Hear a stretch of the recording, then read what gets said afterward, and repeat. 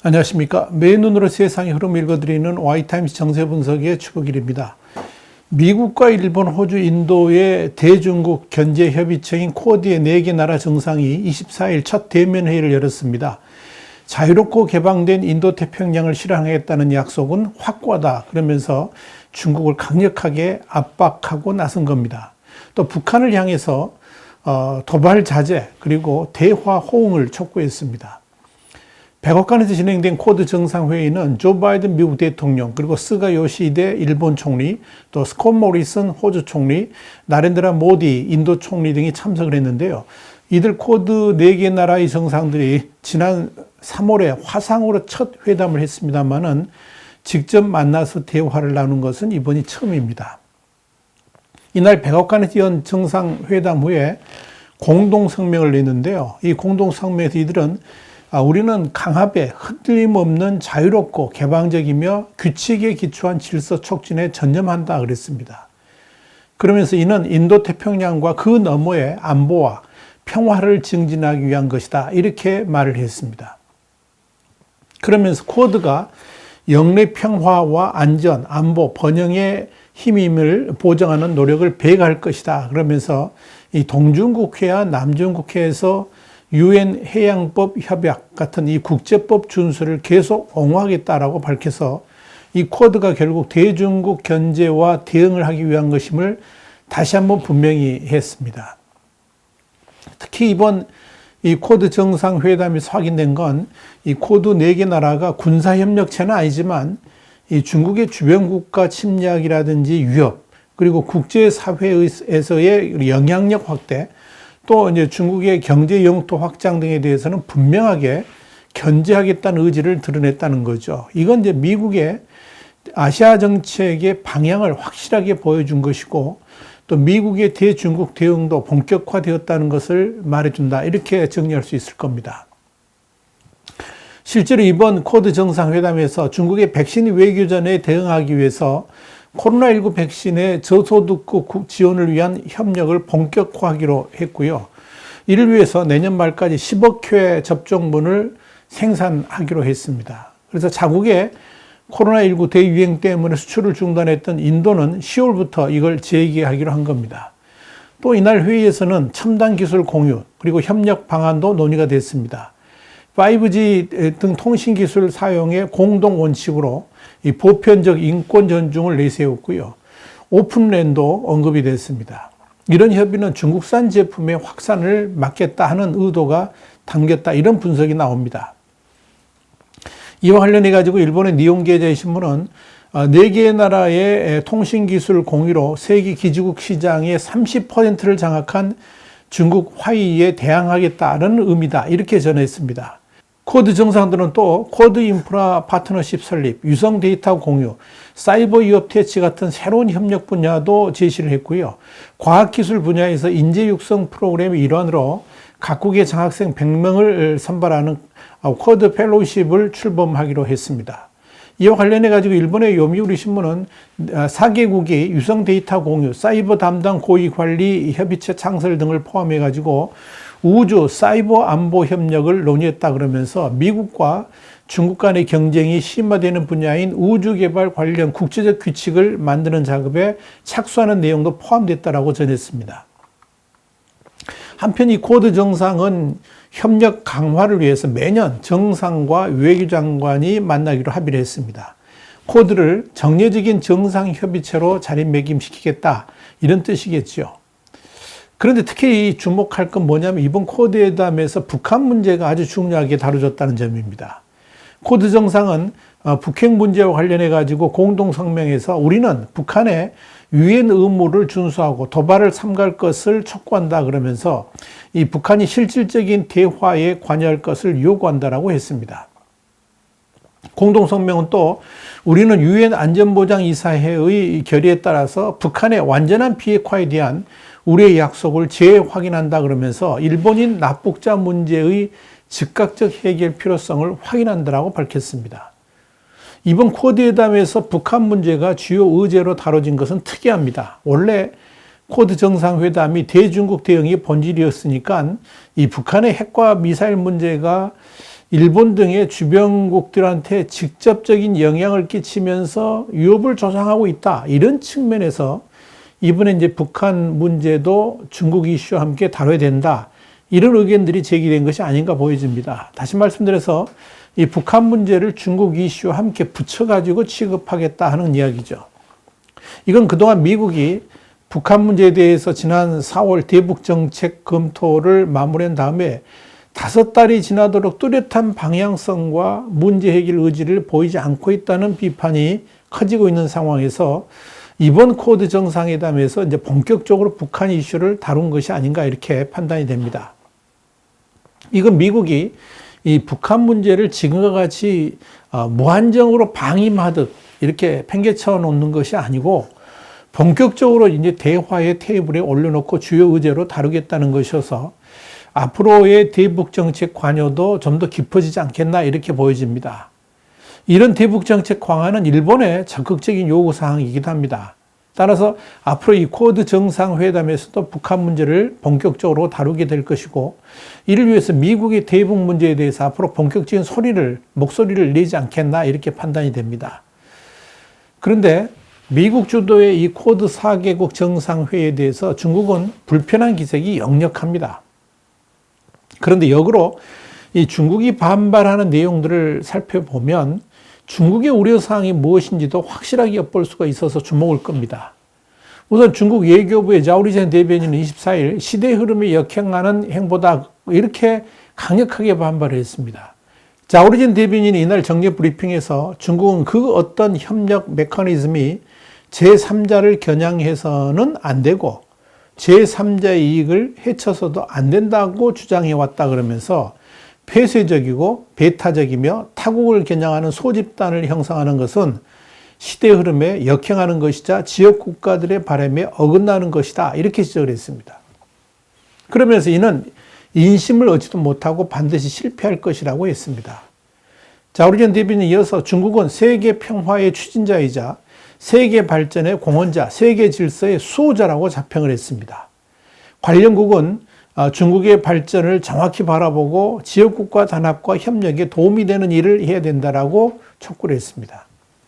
중국 공산당의 거친 입이라고 불리우는 환구15도 이날 사설에서 미국이 쿼드를 중국 견제용 폭력 집단으로 만들고 있다 그러면서 일본과 인도, 호주가 중국의 핵심 이익이라는 레드라인을 밟으면 중국은 미국과의 관계에 개의치 않고 그들을 처벌하는 것을 주저하지 않을 것이라고 경고를 했습니다.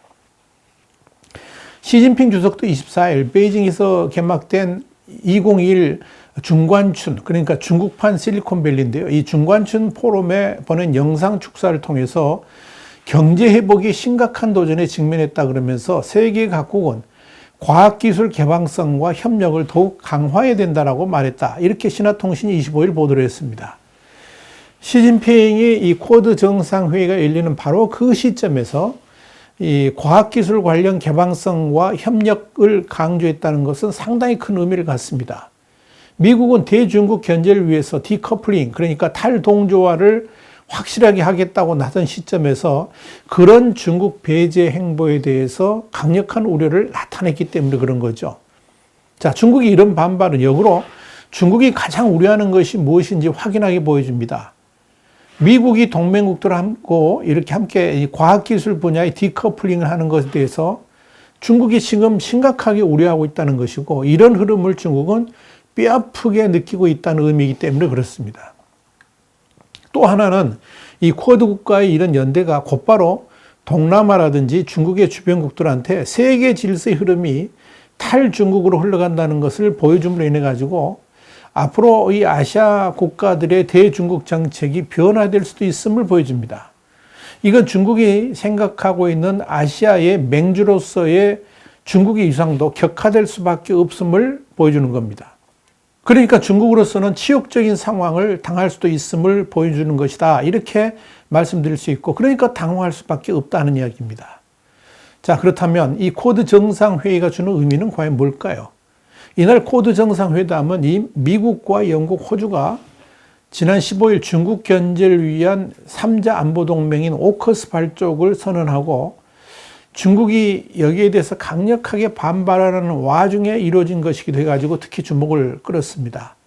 또 4개 나라 정상회담을 계기로 바이든 대통령은 모디 총리, 스가 총리, 스콧 모리슨 총리하고 각각 별도 회담도 가졌죠. 이자 회담을 가졌다는 거죠. 그리고 나머지 3개 나라 정상들 간에도 각각 별도의 양자 회담을 가져서 관계 증진을 논의를 했습니다. 특히 일본의 스가 총리하고 인도의 모디 총리 간의 회담에서는 중국이 기존 해양 질서를 일방적으로 변경하는 것에 대해서 강하게 반대한다 그러면서 해양 안보의 중요성을 밝혀서 주목을 끌었습니다. 이와 관련해 가지고 일본 외무성은 경제적 협박과 무력을 사용해서 동중국해와 남중국해의 현상 변경을 일방적으로 시도하는 행위들에 대해서 강하게 반대한다는 입장을 공유했다라고 강조를 했습니다. 이건 대중국 대응에 일본과 인도가 본격적으로 공동으로 대응을 하겠다는 것이어서 중국으로서는 상당히 부담스러울 수밖에 없을 겁니다. 사실 이번 쿼드 국가들의 대면 정상회의는 앞으로 미국이 대중국 정책을 펼쳐나가는 데 있어서 방향성을 확실히 보여줬다는 데서 큰 의미를 갖습니다. 이미 미국, 호주, 영국의 오커스를 통해서 중국에 대한 군사 대응을 본격화하기로 한 미국이 또다시 숨 돌릴 틈도 없이 쿼드 대면 정상회의를 통해서 중국을 본격적으로 몰아치기를 하고 있다. 이렇게 보시면 됩니다. 그러면서 지금 세계가 어떻게 흘러가고 있는지를 여실히 보여준 겁니다. 우선적으로 미국의 외교 중심이 아시아 태평양 지역으로 확실하게 옮겨졌음을 보여줍니다. 미국의 CNN은 이와 관련해 가지고 트럼프의 외교 정책 상당 부분을 뒤집은 바이든 행정부와 전임 정부가 이 연속성을 공유한 드문 경우라 그랬습니다. 그러면서 외교의 중요성을 아시아 태평양 지역으로 옮기려는 바이든 행정부의 의도를 보여주는 신호다. 이렇게 평가를 했습니다. 그런데 뭐니 해도 이번 쿼드 정상회담이 주는 의미는 세계 질서의 재편 방향을 확실하게 드러내 보였다는 겁니다.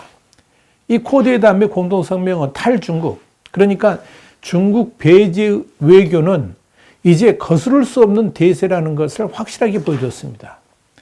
홍콩의 사우스 차이나 모닝 포스트는 25일 이런 보도를 했습니다. 동남아 지역 외교안보 전문가들 인용해가지고 미국, 영국, 호주의 오커스 동맹이 아시아 태평양 지역에서 중국의 영향력에 대응하기 위해 고안한 새로운 안보 협정을 발표한 이후 중국이 당황하면서 동남아 국가들에게 손을 뻗고 있다라고 보도를 한 겁니다. 그런데 오커스의 쿼드 정상회의까지 진행되니까 중국은 동남아시아에서의 맹주지를 뺏기지 않기 위해서 다양한 외교 수단을 동원하고 있다는 겁니다. 심지어 이미 중국으로부터 마음이 떠난 베트남까지 다시 찾아가가지고 외교전을 펼쳤고, 류진송 아주국장은 며칠 전에 필리핀, 싱가포르, 태국, 말레이시아, 인도네시아 대사들하고 별도 회의를 갖고 오커스하고 관련해가지고 논의를 한 것으로 알려졌습니다. 문제는 이런 국제사회 흐름이 아세안 국가들한테 미국이냐 중국이냐를 선택할 수밖에 없는 처지로 내몰고 있다는 점입니다. 이 아세안 국가들은 그간에 미국과 중국 사이에서 어느 한쪽 편에 서고 싶지 않다, 이런 입장을 견지해 왔는데, 물론 중국의 막강한 경제력 때문에 그런 거죠. 앞으로는 상황이 달라질 수 있다는 거죠. 사우스 차이나 모닝 포스트는 이날 필리핀 싱크탱크인 아시아 태평양 진보의 길에 이 아론 라베나 연구원의 발언을 인용해가지고 이 지역에서 두 가지 극단적인 시나리오가 펼쳐질 수 있다 그랬습니다. 이게 뭐냐? 한 패권이 아세안을 희생해가지고 자기 문제를 해결한다든지, 아니면 아세안 국가들이 점차 한쪽을 선택하기를 강요받는 상황이 올 것이다. 이렇게 강조를 한 겁니다. 아니, 어쩌면 선택을 강요받기보다는 그동안 중국 밀착의 아세안이 앞으로 중국과는 일정한 거리두기를 할 수밖에 없는 그런 상황으로 흘러갈 수 있다는 것을 의미하는 겁니다. 그래야만 그 나라의 국익에 유리하기 때문에 그런 거죠. 오커스나 쿼드 정상회담이 주는 또 하나의 의미가 있는데요. 이게 뭐냐면 미국 정부가 중국 견제연대에 적극 동참할 동맹국을 우선시하는 이른바 동맹국 서열화를 예고하고 있다는 겁니다. 특히 미국이 동맹인 프랑스하고 외교적 갈등까지 이야기하면서도 호주에 핵잠수함 기술을 전수하기로 한 것은 지금 미국의 외교 정책이 어디에 방점이 찍혀 있는가를 명확하게 보여줍니다. 미국은 쿼드에 이어서 파이브 아이스도 확대할 계획을 가지고 있습니다. 이 모두가 바로 중국에 대응하기 위함입니다. 바이든 대통령도 21일 미국은 현재와 내일 가장 중요한 인도태평양과 같은 세계의 우선순위와 지역에 초점을 돌려서 협력과 유엔과 같은 다자기구를 통해서 동맹국들과 파트너들과 함께 그렇게 할 것이다. 이렇게 말을 했었습니다. 이건 미국의 외교 최우선 순위가 인도태평양 지역 이슈이고 결국 이를 위해서 동맹국 연대를 굳건하게 만들어갈 것이다 하는 그런 뜻입니다. 그렇다면 한국도 당연히 그 선택 대상에 포함됩니다. 당장 한국은 쿼드에 참여할 것을 요구받고 있습니다. 그런데 이런 상황에서 균형 외교 운운하다가는 뒷방으로 밀려날 수밖에 없을 겁니다. 결국 지금부터의 외교가 정말 중요합니다. 대한민국의 미래가 달려있기 때문에 그렇습니다. 와이타임스 정세분석이었습니다. 다음 시간에 뵙겠습니다. 감사합니다.